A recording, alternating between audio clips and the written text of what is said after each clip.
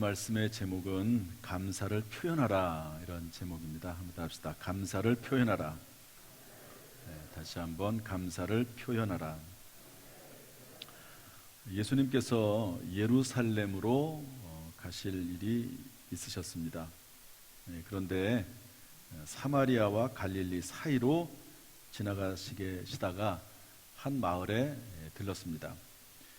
그런데 10명의 나병 환자들이, 문둥병 환자들이 멀리서, 나병 환자들은 이 당시에 죄 때문에 생긴 병으로 그렇게 다 인정을 했기 때문에 마을에서 추방됐습니다.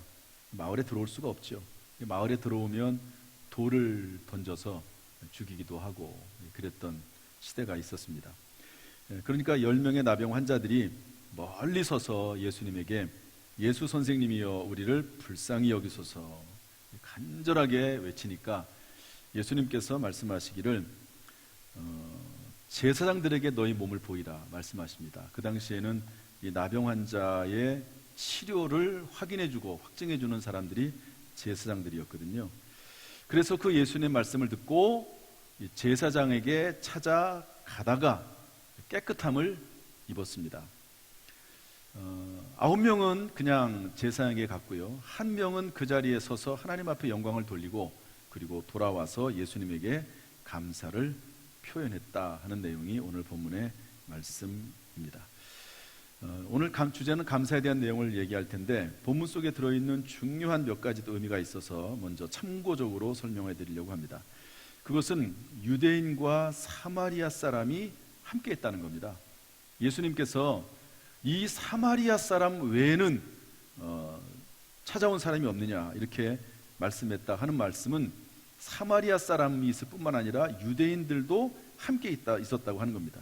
유대인들은 순수 유대인의 피를 가지고 있는 사람들을 유대인이라고 하고, 사마리아 사람들은 이방인들과 혼합을 해서 그들과 결혼을 해서 혼혈족이 된 사람들이 사마리아 사람들입니다. 거기에서 모여 살았던 사람들이 사마리아 사람들이죠. 그래서 유대인들은 이 사마리아 사람들을 사람 취급하지 않았습니다.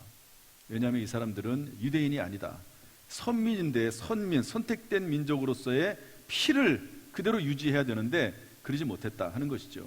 여러분, 우리나라도 대한민국이라고 하는 순수 한민족으로 그렇게 이해를 하고 있지만 사실은 다 피가 섞였지 않습니까? 그런데 어쨌든 유대인들은 그것이 상당히 강합니다. 그래서 서로 싫어하는 거죠. 그런데 병이 드니까 함께 동거하는 겁니다.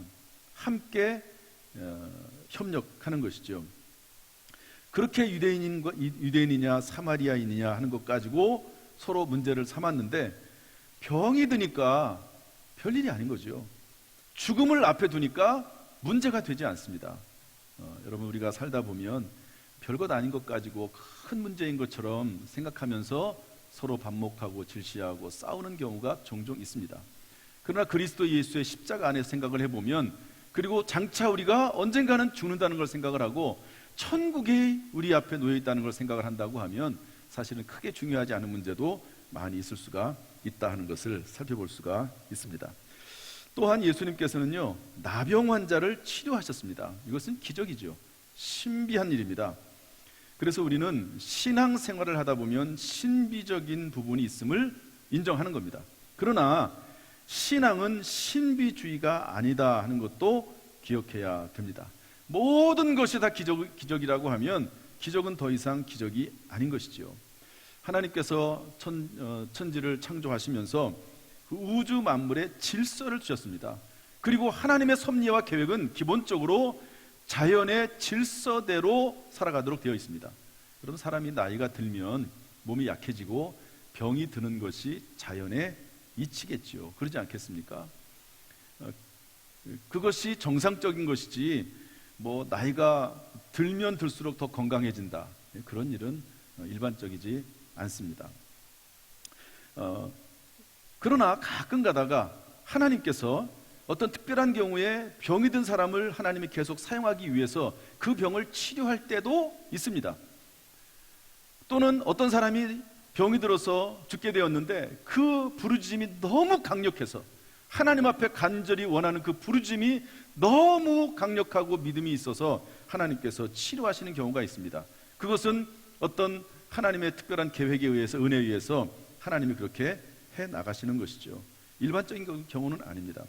그래서 신비적인 요소가 분명히 신앙생활에 있지만 신비주의는 우리가 성경적이지 않음을 기억해야 될 것입니다.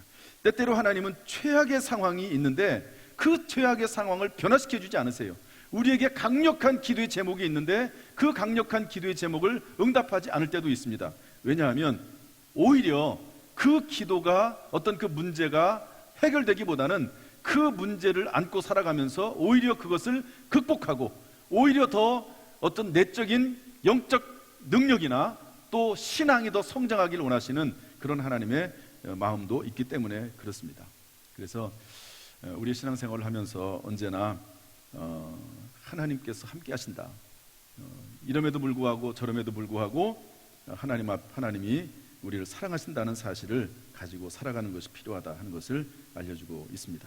이런 내용들이 있지만 오늘 본문의 핵심적인 내용은 감사와 하나님 앞에 영광 돌리는 것입니다. 오늘 감사에 대한 교훈을 좀 같이 살펴보려고 합니다. 첫 번째로 오직 하나님 한 사람만이 감사하러 왔다는 것이죠. 따라합시다. 오직 한 사람만이 감사하러 왔다. 나병에서 치료받은 10사람 중에 한 사람만이 자기가 나은 것을 알고 멈추어 서서 하나님 앞에 영광을 돌렸습니다. 그리고 제사장에게 치료를 확정하러 가던 길을 멈추어 서서 예수님께로 돌아와서 그 발 아래 엎드려서 감사를 표현하고 고백을 했습니다. 그는 사마리아 사람이었습니다.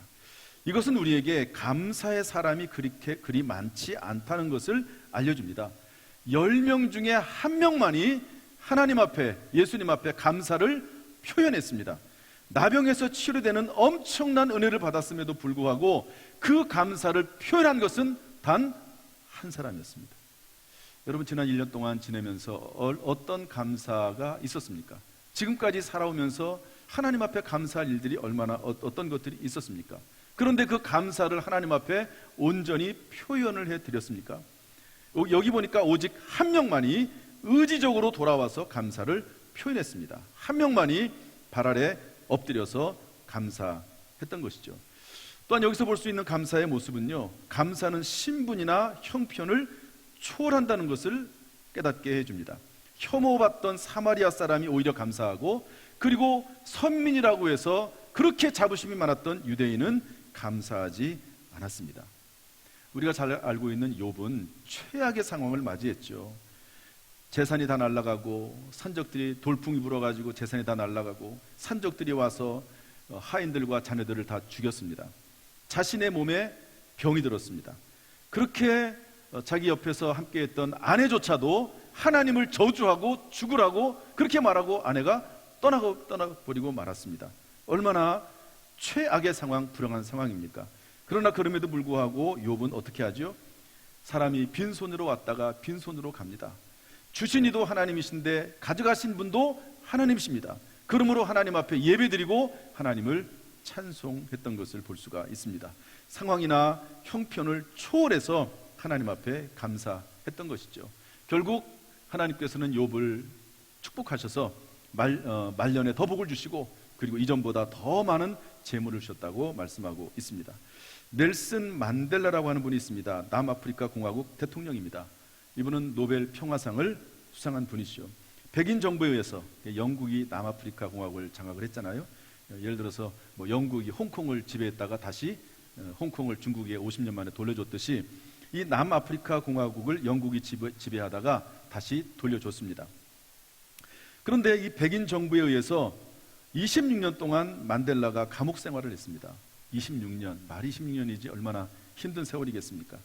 그래서 추록할 때, 감옥에서 나올 때 모든 사람이 그의 몸이 허약할 것이라고 얘기를 했습니다. 그런데 그가 감옥에서 나올 때 건강한 몸으로 나왔습니다. 건강한 몸으로. 기자들이 물어보죠. 왜 이렇게 건강할 수 있는 비결이 뭡니까? 그랬더니 만델라가 이렇게 말을 했다고 합니다. 나는 감옥에서 하나님께 감사를 드렸습니다. 하늘을 봐도 감사하고 땅을 봐도 감사하고 강제 노동을 할 때도 감사했습니다. 이렇게 늘 감사했기 때문에 건강을 지킬 수가 있었습니다 라고 말했습니다. 여러분, 감사 자체에도 물론 능력이 있지만 여러분, 이 감사할 때 감사하는 사람이 어떤 행동을 했겠습니까?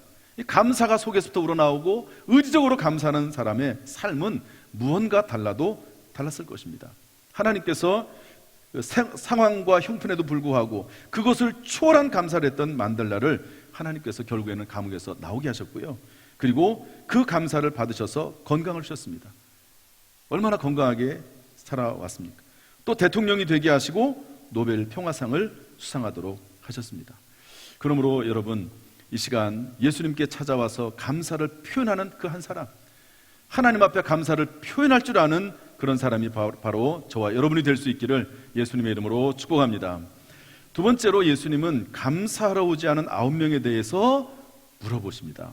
우리 17절 18절 말씀 읽어보겠습니다. 본문 17절 18절 시작. 예수께서 대답하여 이르시되 10사람이 다 깨끗함을 받지 아니하였느냐? 그 9은 어디 있느냐? 이 이방인 외에는 하나님께 영광을 돌리러 돌아온 자가 없느냐? 하시고, 저 같으면은요 그 9명에 대해서 굳이 안 물어볼 것 같아요. 그런데 예수님은 굳이 물어보십니다. 한 사람, 돌아온 사람에 대해서 칭찬하고 축복하면 됐을 것 같은데 예수님은 굳이 물어보시면서 10사람이 고침을 받았는데 나머지 9명은 어디 갔느냐?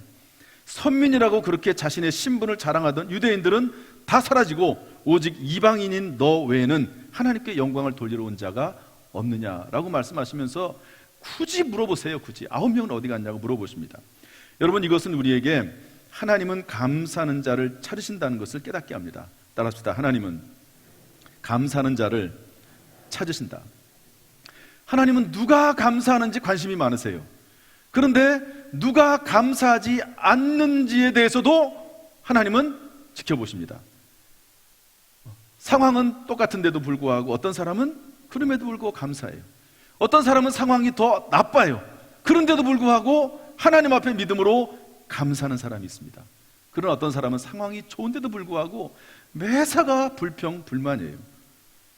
여러분, 감사하는 사람은 성숙한 신앙인입니다. 그 성숙한 자와 하나님은 함께 일하십니다. 여러분, 어떤 사람과 함께 일하겠습니까? 여행을 한다면 어떤 사람과 하겠습니까? 좋은 음식점에서, 분위기 좋은 음식점에서 맛있는 음식을 먹는다면 누구와 함께 하겠습니까? 감사하는 사람과 하겠습니까? 아니면 원망과 불평과 낙심이 많은, 비판하기를 좋아하는 그런 사람과 함께 하겠습니까? 하나님께서는 감사하는 자를 찾으시는데 여러분, 그 자리, 감사하는 자를 찾으시는 그 자리에 저와 여러분이 있을 수 있기를 주님의 이름으로 축복합니다. 세 번째로 예수님은 의지적으로 찾아와서 감사를 표현한 사람을 축복하십니다. 따라합시다. 의지적으로 감사를 표현한 사람. 여러분, 주님은 나병에서 치료받아 감사하러 온 사람을 칭찬하시고 축복하셨어요. 육체적인 질병에서 이미 구원을 받았지요. 그런데 하나님께서는 그의 영혼까지 구원을 선언하십니다. 일어나라, 내 믿음이 너를 구원하니라 라고 19절에 말씀하시죠. 여러분, 이미 이 나병 환자는 육체적인 질병에서 구원을 받았습니다. 그런데 예수님께서 내 믿음이 너를 구원했다라고 또 말을 할 이유가 뭐가 있겠습니까? 이것은 뭐냐면 그 사람의 믿음을 보니까, 이렇게 하나님 앞에 영광을 돌리고 감사로운 그 사람의 믿음을 보니까 영원히 구원받을 믿음이 있는 것이죠. 그래서 이 본인이 요청하지도 않았던 그런 구원, 영혼의 구원까지도 예수님께서 선포하시는 것을 볼 수가 있습니다. 따라서 이것은 우리에게 감사는 영적 축복을 가져오게 한다는 것을 깨닫게 합니다. 따라합시다. 감사는 영적 축복을 가져오게 한다. 또한 감사는요, 우리가 전혀 생각하지 못했던 선물도 보너스로 받게 한다는 것을 발견할 수 있습니다. 이 나병 환자는 영혼의 구원에 대해서 예수님에게 요청하지는 않았습니다. 육체적인 구원에 대해서 부르짖어서 외쳤지요. 그런데 감사하는 그 모습을 보시고 예수님께서는 영혼의 구원도, 그 믿음을 보시고 영혼의 구원도 허락하셨던 것을 볼 수가 있습니다. 그래서 여러분, 시편 50편 23절은 이렇게 말씀하고 있는데 한번 읽어보겠습니다. 시편 50편 23절 시작. 감사로 제사를 드리는 자가 나를 영화롭게 하나니 그의 행위를 옳게 하는 자에게 내가 하나님의 구원을 보이리라. 무슨 의미냐면요, 감사가 핵심적인 옳은 행위라는 겁니다. 감사를 표현하는 것. 저나 여러분이나 감사를 할 수 있습니다, 마음에. 그런데 그것을 표현하는 것, 감사의 행위, 이것이 바로 하나님께서 기뻐하시는 행위고 하나님께 영광을 돌리고 하나님께서는 구원을 보신다고 말씀하고 있는 것입니다. 영국의 성경 주석가인 매튜 헬리는 이런 말을 했습니다. 감사는 산수에서 더하기와 같다. 하면 할수록 더 많아진다. 그러나 원망과 불평은 빼기와 같다. 있는 것까지도 없어지고 빼앗기기 때문이라고 말을 했습니다. 감사는 우리의 삶을 참 평안하게 하고 윤택하게 합니다.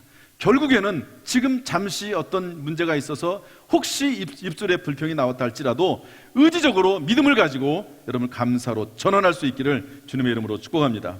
스펄전 목사님은 이렇게 말을 했습니다. 우리가 받은 축복에 대해서 감사드릴 때 하나님께서는 그 축복을 연장시켜 주신다. 그리고 우리가 불행에 대해서 오히려 하나님께 감사드리면 하나님께서는 그 불행을 끝나게 하시고 모든 일이 협력하여 선의를 이루게 하신다고 말씀했습니다. 하나님은 한 자루에 촛불을 보고 감사하는 자에게 별빛을 주시고 별빛을 인하여 감사하는 자에게 달빛을 주시고 달빛을 인하여 감사하는 자에게는 햇빛을 비춰주시고 그 햇빛을 인하여 감사하는 자에게는 하나님의 영원한 광채로 가득한 천국을 허락하신다고 그는 이야기를 했습니다.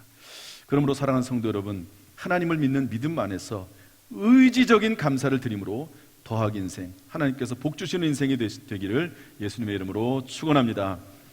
이제 말씀을 정리하겠습니다. 하나님은 이렇게 말씀하십니다. 항상 기뻐해라, 쉬지 말고 기도해라, 범사에 감사하라, 이것이 너희를 향한 나의 뜻이다 그랬습니다. 이 말씀에 순종하면 하나님께서 모든 일들을 결국에는 풀어지게 하시고 점점 좋아지게 하실 줄로 믿습니다. 그러나 반대로 사태는 이렇게 부추깁니다. 소망이 없는데 기뻐할 일이 무엇인가? 힘드니까 이제는 기도를 중단해라. 환경이 이런데 무슨 감사할 말이 있겠느냐? 그러면서 자꾸 감사하지 못하도록 부추깁니다. 그러나 이 말에 귀를 기울여서 이 말대로 행하면 결국 문제는 더욱 꼬이고 사탄의 의도대로 파멸에 이르게 될 것입니다. 그러므로 여러분, 1년을 결산하는 감사의 절기를 우리가 맞이하지 않았습니까? 무엇보다도 감사를 기억하면서 여러분 감사할 수 있기를 주님의 이름으로 축복합니다. 그리고 그런 감사의 조건들이 안 보이면요, 믿음의 눈으로 바라보십시오. 소망의 눈으로 바라보십시오. 무엇보다도 우리를 사랑하시는 하나님의 관점으로 모든 환경을 바라볼 수 있기를 주님의 이름으로 축복합니다. 무엇보다도 여러분, 지난 한 달 동안 우리가 로마서 강해를 공부하지 않았습니까? 믿음으로 말미암아 하나님 앞에서 의롭게 됩니다. 저나 여러분이나 하나님의 거룩하심에 비춰봤을 때 구원받을 사람은 한 명도 없습니다. 그러나 그럼에도 불구하고 예수 그리스도를 믿는 그 믿음을 보시고 비록 경건하지 않지만 그리고 일을 아니할지라도 의롭다 하시는 이를 믿는 자에게는 그 믿음을 하나님께서 의로 여기신다고 그랬습니다. 따라합시다. 그 믿음을 의로 여기시나니. 그러므로 여러분, 추수감사주의를 맞이해서 이신칭이 된 것, 그것 하나만으로도 충분히 감사할 수 있습니다. 하나님 앞에 감사를 표현할 수 있기를 주님의 이름으로 축복합니다. 언어로 감사를 표현하십시오. 언어로. 우리 옆 사람에게 한번 해봅시다. 0.3초의 기적이라고 했는데요, 짧은 시간이지만 감사합니다라고 진심으로 외칠 때 하나님께서는 그 마음속에 역사하시거든요. 우리 옆에 있는 분에게 한번 해봅시다. 감사합니다. 한번 해보시죠. 여러분, 또 몸으로 감사하세요. 악수하면서 포옹하면서 감사하시고 또 글자로 감사하십시오. 여러분들에게 나눠드린 영적 체질이 변화되는 40일 감사, 여러분 지난번 제가 매년 이 시간에는 꼭 이분의 이야기를 합니다. 유지미라고 하는 분이 100일 동안 100일 감사를 했습니다. 100번씩 감사를 했습니다. 여러분, 하루에 4가지씩 감사했던 사람도 있죠. 그런 분도 매일 4가지씩만 감사를 기록해도 그 마음이 풍성해지는데, 이분은 자기의 체질을 바꾸겠다고 해가지고 100일 동안 하루에 100가지씩 감사를 했다고 합니다. 그랬더니 자신의 삶의 태도가 바뀌었답니다. 기본적으로 그 사람의 마음이 바뀌는 거죠. 그리고 그뿐만 아니라 자기를 대하는 다른 사람들의 태도가 바뀌었답니다. 지금까지는 별로 관심도 없고 말도 안 걸고 그랬는데 어느 날 어떤 사람이 찾아와서 말을 걸고 웃어주고 같이 식사하자고 하고 그러는 거죠. 충분히 그럴 수 있습니다. 이 사람이 감사를 하게 되면요, 벌써 표정이 변하고 마음이 변하고 삶이 바뀌지 않겠습니까? 주변 사람들이 그것을 알고 몰려드는 것이죠. 결국 이 사람은 인생이 바뀌었습니다. 그 이야기를 글로 쓴 것이 그분의 책입니다. 백감사라고 하는 책이거든요. 영적 체질이 변화되는 백감사. 여러분, 그 책을 내가지고요, 얼마나 많이 팔리고 베스트셀러가 됐습니다. 거기서 나오는 수입만 해도 꽤 많을 것입니다. 그야말로 인생이 변화가 된 것이죠. 여러분, 이번 추수감사주의를 맞이해서 40일 감사, 이걸 귀찮게 생각하지 말고, 감사할 거리가 없다고 생각하지 말고 한번 써보세요. 다 쓰지 못하더라도 한번 써보시기를 바랍니다. 여러분, 짜내서라도 쓰세요. 뼛속에 숨어있는 것, 무의식 중에 숨어있는 것이라도 하나님께서 기억나게 해달라고 말씀을, 기도를 하면서 쓰시기를 바라요. 저는 지금까지 약 20년 동안 저의 생활에 대해서 기록을 쭉 했습니다. 그래서 새벽 5시부터 밤 11시까지 제가 하는 일들이 있거든요. 그러면 다 1시간 단위로 기록을 합니다.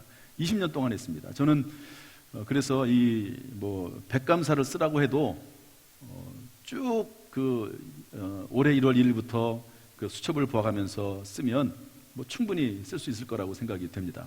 그런데 혹시 그렇지 못한다 할지라도 여러분, 하나님 앞에 감사한 것들을 억지로라도 찾아서 하나님 앞에 표현을 해보세요. 그게 믿음이거든요.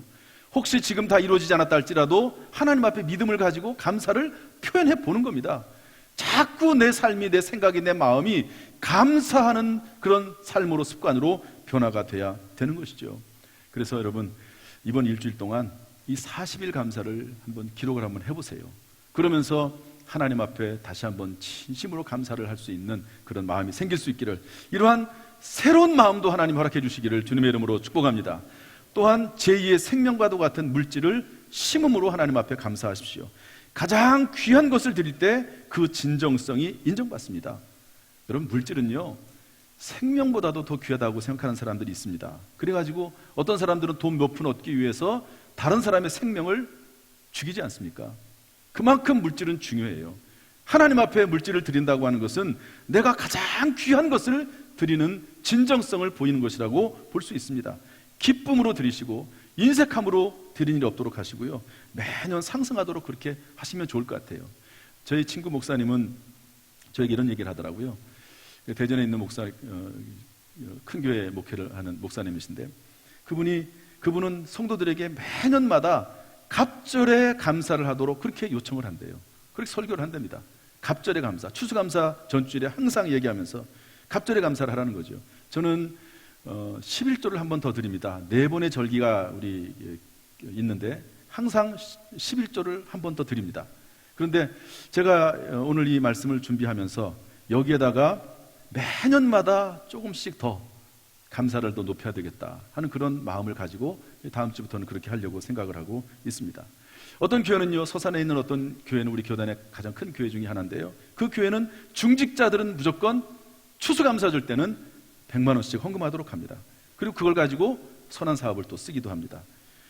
제가 전에 목회했던 그 교회는요, 1년에 365일을 계산해서 감사를 드리도록 합니다. 365일을 하루에 100원씩을 기준으로 하면 36,500원, 또 1,000원씩 하면 36만 5천원, 만원씩 하면 365만원, 이런 식으로 해서 하루를 계산을 해서 하나님 앞에 매일매일 감사할 것을 그렇게 요청하기도 합니다.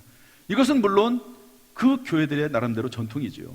여러분들 마음에 정하셔서 하나님 앞에 귀한 것을 드림으로 우리의 마음을, 진실된 마음을 주님 앞에 아뢰 수 있기를 주님의 이름으로 축복합니다. 할렐루야. 이렇게 감사를 표현하세요. 남편에게 감사를 표현하십시오. 아내에게 감사를 표현하십시오. 부모에게 감사를 표현하십시오. 자녀들에게 감사를 표현하십시오. 그리고 교회에 감사를 표현하세요. 여러분, 이렇게 좋은 예배당에서 밝은 곳에서 하나님을 마음껏 찬송하고 예배드릴 수 있는 교회가 그렇게 많지 않습니다. 물론 건물이 다 중요한 것은 아니에요. 그렇지만 참 얼마나 감사합니까? 그리고 모든 특별히 지방에 가면 갈수록 주일학교가 없는 교회들이 많아요. 우리 교회는 영화부도 있고 유치부도 있습니다. 참 귀중한 일이 아닙니까? 교회에 대해서 감사하고 함께 신앙생활할 수 있는 성도들로 인하여서 감사하고, 우리 교회가 얼마나 장로님들이 헌신적이고 희생적입니까? 장로님들이 그것으로 인해서 감사할 수 있고, 여러 가지 감사할 조건들이 얼마나 많은지 모릅니다. 여러분, 교회에 대해서만 감사해도 최소 10가지 이상은 감사할 수 있을 거라고 저는 생각을 합니다. 그런 감사를, 중요한 것은 표현하는 거예요. 감사는 표현할 때 능력이 되는 것입니다. 그러므로 여러분, 감사를 표현할 수 있기를 주님의 이름으로 축복합니다. 매년 갑절의 감사를 하나님 앞에 올려드리는 저와 여러분 되시기를 예수님의 이름으로 축원합니다. 할렐루야.